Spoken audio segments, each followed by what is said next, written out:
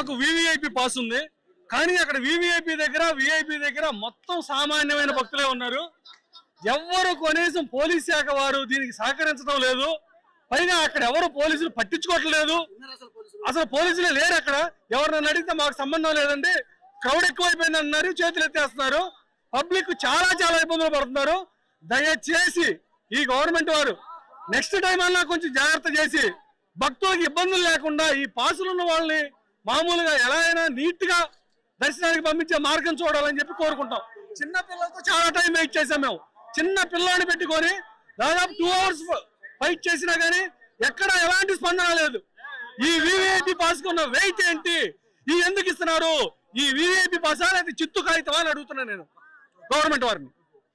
మేము చిన్న బాబు ఉన్నాడు, మమ్మల్ని పంపించండి సార్ అని అడిగితే వాళ్ళు పోలీస్ శాఖ వారు ఏం చెప్పారంటే లేడీ కానిస్టేబుల్స్ కి మీరు ఏం పట్టించుకోవద్దు, మీ డ్యూటీలు మీరు చేయండి అంతవరకే గానీ అని చెప్పేసి వెటకారంగా వ్యంగ్యంగా నవ్వుకొని ఇష్టం వచ్చినట్టు చండాలంగా మాట్లాడారు పోలీస్ శాఖ వారు. దీనివల్ల సమ్మక్క సారమ్మకు ఉన్న పరువు పోతుంది, అంటే ఆమె జాతరకు రావాలన్న ఇంట్రెస్ట్ పోతుంది. సమ్మక్క సారమ్మ గద్దెకి దేనికి వస్తున్నారు? భక్తులు రద్దీ ఉన్నా కూడా చిన్న బిడ్డలు వేసుకొని దేనికల్లా తెలంగాణ ఆంధ్ర అనకుండా అన్ని విధాలుగా దేనికి వస్తున్నాం? అమ్మవారి దర్శనం చేసుకోవడం కోసం వస్తున్నాము. కానీ పోలీస్ డిపార్ట్మెంట్ వారు చేతులు కంప్లీట్ గా చేతులు ఎత్తేసి హేళనగా చూస్తున్నారు. సామాన్య ప్రజలు హేళనగా చూస్తున్నారు. వివిఐపి పాస్ ఉంటేనే ఇలా ఉంటే మామూలు రోజు అంటే నార్మల్ గా వచ్చే జనం పరిస్థితి ఏ విధంగా ఉంటుంది? ఇక్కడ పబ్లిక్ ని ఏ విధంగా ఇబ్బంది పెడుతున్నారు పోలీసు వాళ్ళు? వాళ్ళ డ్యూటీ వాళ్ళు సరిగ్గా సక్రమంగా చేయట్లేదు. మేము స్పందించింది దాని కాడ. అది సార్ వివిఐపి పాస్ ఉంది సార్ నాది. సార్ మా తమ్ముడు వికలాంగుడు, ఆయన తీసుకొని పోయినా కూడా కనీసం నెట్టి పడేస్తారు సార్. నాకు అర్థమైతలేదు మరి వివిఐ పాస్ ఈ ఎమ్మెల్యేలు ఎందుకు ఇస్తారు? ప్రభుత్వం విఫలం అయిపోయింది సార్. ఇది మొత్తానికి అంతకుముందు ఇట్లా జరగలేదు సార్. చాలా ఘోరంగా ఉన్నాయి. 3 hours బతిమలాడామండి పోలీసు వాళ్ళని. మేము ఎక్కడెక్కడి నుంచో దూరం నుంచి చిన్న పిల్లల్ని తీసుకొని ఇంత దూరం వస్తే ఏంటండి ఇది అని అంటే, మీరు నార్మలేనండి, మేము నార్మలే, మా డ్యూటీ మేము చేస్తున్నాం అని చెప్పేసారంటే 6 members అండి. ఎవరు ఏని ప్లేస్ లో 6 members చాలా బాగా డ్యూటీ చేస్తున్నాం అని చెప్పేసి చెప్తున్నా. అక్కడ క్రౌడ్ లేదండి. వివిఐపి పాస్ దగ్గర గేట్ దగ్గర ఎంట్రీ గేట్ దగ్గర చూడండి, ఒక్క పోలీస్ లేరండి. 6 members ఖాళీగా కూర్చున్నారు. 3 members లేడీస్ కానిస్టేబుల్స్ ఇక్కడ ఖాళీగా కూర్చున్నారు ఈ గేట్ దగ్గర. అదేమంటే ఇది ప్రెస్ గేట్ అని అంటున్నారు. ప్రెస్ గేట్ అలానే మిగతా వాళ్ళని లోపలికి తీసుకెళ్తున్నారు, కానీ నార్మల్ పీపుల్స్ బయట నిలబెట్టేసి ఇష్టం వచ్చినట్టు ఆడవాళ్ళని కూడా చూడకుండా అంత దారుణంగా ఉంది. ప్రభుత్వం విఫలం అయిపోయింది సార్. ఇంతకుముందు ప్రభుత్వం కేసీఆర్ ప్రభుత్వంలో మాత్రం ఎప్పటికైనా కూడా కనీసం దర్శనానికైనా కనీసం చిన్న పిల్లలు ఉన్న జ్ఞానం కూడా లేకుండా ఇక్కడ అసలు చోటు లేకుండా చేశారు. చాలా చిన్న పిల్లలు చాలా ఇబ్బంది పడుతున్నారు. ఇది చాలా దారుణం అండి. రేవంత్ రెడ్డి పరిపాలన కానీ ఎవరైనా కానీ ఇలా చేయకూడదు. ఇంకొకసారి ఈ ప్రభుత్వం ఇలా చేసిందంటే ఇంకొకసారి ప్రభుత్వానికి ఇవ్వడానికి చోటు కూడా లేదు. ఇలా చేయకూడదు, చాలా తప్పు. చిన్నపిల్లలు చాలా ఇబ్బంది పడుతున్నారు. ఇలా చేయకుండా జరగాలని మేము కోరుకుంటున్నాము. సీతక్క మన ములుగు సీతక్క ఉన్నది కదా, ఆమెను కూడా కొంచెం శ్రద్ధ తీసుకొని మహిళలకు ఎటువంటి లోటుపాట్లు లేకుండా చూసుకోవాలి. కానీ ఆమె కూడా అటువంటి ఏం చేయలేదు. ఇక్కడ చాలా ఇబ్బంది పడుతున్నారు. దర్శనానికి ఇంతకు ముందు 1 గంటలో జరిగే దర్శనానికి ఇప్పుడు చాలా గంటల వ్యవధిలో చాలా ఇబ్బంది పడుతున్నారు. పోలీసులు ఇంతమంది పోలీసులు కనిపిస్తారు మీకు ఇక్కడ? పోలీసులు ఉన్నారండి, కాదనట్లేదు. పోలీసులు ఎవరు డ్యూటీ వాళ్ళు చేస్తున్నారు, మేము కాదనట్లేదు. కానీ ఇంతకు ముందు ఉన్నంత ఫ్రీ టైమ్ లో మాత్రం దర్శనం జరగలేదు. ఎవరికి చాలా ఇబ్బంది పడుతున్నారు. కానీ ఇది కరెక్ట్ అయితే కాదు. పోలీసు వాళ్ళు సమాధానం చెప్పుకుంటూ కూడా రెక్లెస్ గా బస్సు పక్కకి వెళ్ళిపోయి సిగరెట్ తాగుతున్నారండి డ్యూటీ టైంలో. మరి అక్కడ ఏం చేస్తున్నారు అనేది అర్థం అవ్వట్లేదు. మరి పైన వాళ్ళకి తెలుస్తుందా తెలియట్లేదో, మరి వాళ్ళు చూస్తున్నారా చూడట్లేదా? దారుణంగా సిగరెట్ తాగుతూ సమాధానాలు చెప్తున్నారు. ఇక్కడనండి, ఇక్కడ మన మీడియా గేట్ దగ్గర అండి. మీడియా గేట్ దగ్గర సిగరెట్ తాగుతూ సమాధానాలు. అదే మీడియా వాళ్ళకు కూడా విలువ లేదండి వాళ్ళకి అక్కడ.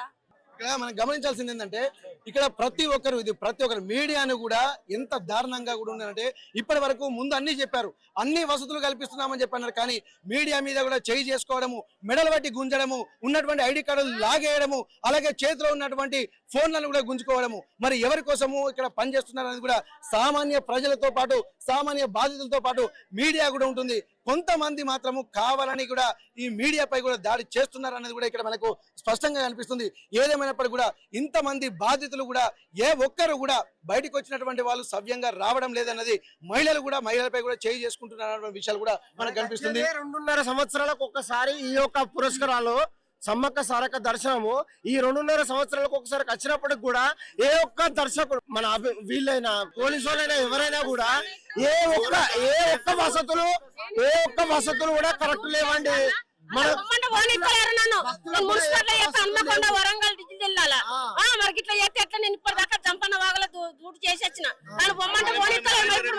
డ్యూటీకి వెళ్ళాలి ఆయన కూడా పంపిస్తలేదు, దర్శనం చేసుకోలేదు. మరి గోవర్నమెంట్ అంటే పోలీసు వాళ్ళకి ఎవరిని చూస్తలేదు. ప్రజల పానాలతో మీద ఆడతాను, మొత్తం కొబ్బరికాయలు కొట్టలే పోలీసు వాళ్ళు మెడలు బట్టి నొక్కుతాళ్ళు. పొద్దు నుంచి శ్వాస ఇగో ప్రతి ఒక్కటి దేనికి కట్టి ఈయన ఎందుకు ఈ మేడారం కట్టేందుకు? ఎవరి కోసం కట్టేళ్ళు? ప్రజల కోసమా, వాళ్ళ కోసమా, విఐపీల కోసమా?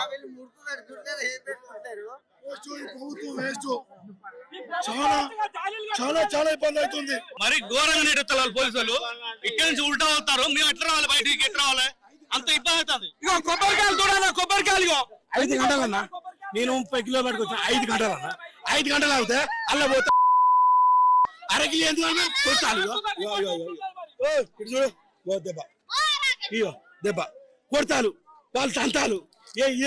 ఇదేనా దేని మెటీలు? ఇదేనా పద్ధతి? ఎవరి కోసం మెటీలు? ఇదేనా? ఎక్కడిది? ఏ జిల్లా పండుగ? తెలంగాణ జిల్లా. తెలంగాణ వాళ్ళకు లేకుండా ఎవరు కొలుచోడు ఎవడు? దానికి ఆన్సర్ చెప్పాలి నాకు. అది గొప్పతనం. పోలీసు వాళ్ళు మరి 13,000 మంది పోలీసులు అంటున్నారు కదా, ఎక్కడున్నారు? ఎవరు ఎక్కడున్నారు? తెలంగాణ వాళ్ళు అందరూ అట్లా డూప్లికేట్ ఉన్నారు, అంటే బయట ఉన్నారు. వీళ్ళందరూ లోపల పెట్టుకున్నారు. ఎందుకు? దేని గురించి? అది నాకు క్లారిటీ కావాలి. ఉన్నాడు చెప్తాను నేను. లేడీస్ కు వాటర్ చాలా బాగా బలగా ఉందన్న. లేడీస్ పోయిసారి బాగుండే, ఈసారి మాత్రం లేడీస్ కు బాత్రూమ్ పోవడానికి వాటర్ పోయడానికి సార్ ఏం సౌకర్యం లేదు. ఆడవాళ్ళు చాలా ఇబ్బంది పడతారు, చాలా ఇబ్బంది పడతారు. చెప్తున్నటువంటి పరిస్థితి. ఎందుకంటే ఇక్కడ RTV కూడా స్పష్టంగా గమనించింది. ఇక్కడ బాత్రూమ్లకు వెళ్ళేటువంటి వ్యక్తులు భరించలేక ఎవరో కూడా తెలియనటువంటి వాళ్ళ ఇంటికి వెళ్ళి ఒక్క నిమిషం ఈ బాత్రూమ్ వాడుకుంటున్నామన్నటువంటి సిచ్యువేషన్స్ ఉన్నాయంటే ఎంత దారుణమైనటువంటి పరిస్థితి. ఇది నెగిటివ్ గా చెప్పడం కాదు, ప్రజల సమస్యలు మాట్లాడుతున్నారు. ప్రజల సమస్య గురించి మాట్లాడితే మీడియాను కూడా మొత్తం గొంతు కోసేటువంటి ప్రయత్నం చేస్తున్నారు.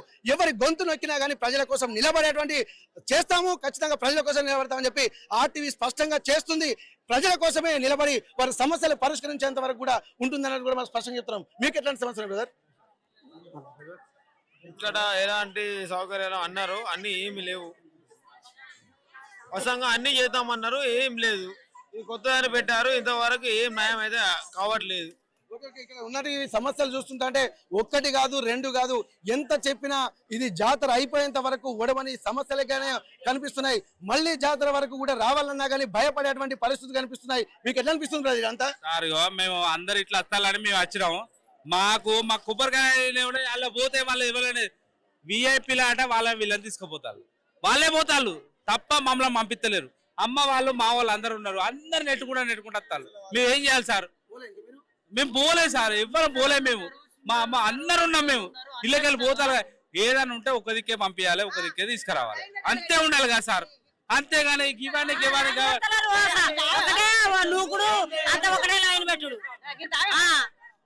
గట్లుంటాయి సార్. మీరే చెప్పండి. ఏదైనా ఉంటే కరెక్ట్ ఒకటి ఉండాలి. ప్రభుత్వం ఉంటే మంచిగా ఉండాలి, అన్ని చేయాలి. ప్రజా సమస్యలు ఇంత దారుణంగా భక్తుల సమస్యలు ఉంటున్నాయి. ఇప్పటి వరకు కూడా మధ్యాహ్నం తప్పిపోయింది. ఇప్పటి వరకు మేము పోలీస్ కంప్లైంట్ ఇచ్చినాం. మా ఫ్రెండ్ వాళ్ళ భార్య ఆయన ఏడుతాడు. ఇప్పటి వరకు మాకు ఏం అది చేయకుండా ఎవరు పట్టించుకుంటలేరు సార్, ఇంతవరకు పట్టించుకుంటలేదు. ఇట్లా అనేక సమస్యలు ఇక్కడ చెబితే రామాయణం అవుతుంది, వింటే మహాభారతం అవుతుంది. ప్రజల కష్టాలు చూస్తుంటానే 14 ఏళ్ళు వనవాసం చేసినటువంటి కూడా ఇక్కడ ఉన్నటువంటి సమస్యలు చూస్తుంటానే మాత్రం చాలా ఎక్కువగా కనిపిస్తున్నాయి. ఒక్కడు 14 ఏళ్ళు వనవాసం చేశారు కానీ 2.5 కోట్ల మంది భక్తులు కూడా అట్లాంటి ఇబ్బందులు ఎదుర్కొంటున్నారని చెప్పి భక్తుల మాటల్లో మనకు తెలుస్తున్నటువంటి పరిస్థితి. మేడారం నుండి కెమెరా పర్సన్ వంశీతో వెంకటరత్నం, RTV వరంగల్. చరిత్ర సృష్టించినోడు ఇప్పుడు ఆ చరిత్రని తిరగరాయబోతున్నాడు. అబద్ధాల గోడల్ని బద్దలు కొట్టి నిజాలను రాగా మీ ముందుంచబోతున్నాడు.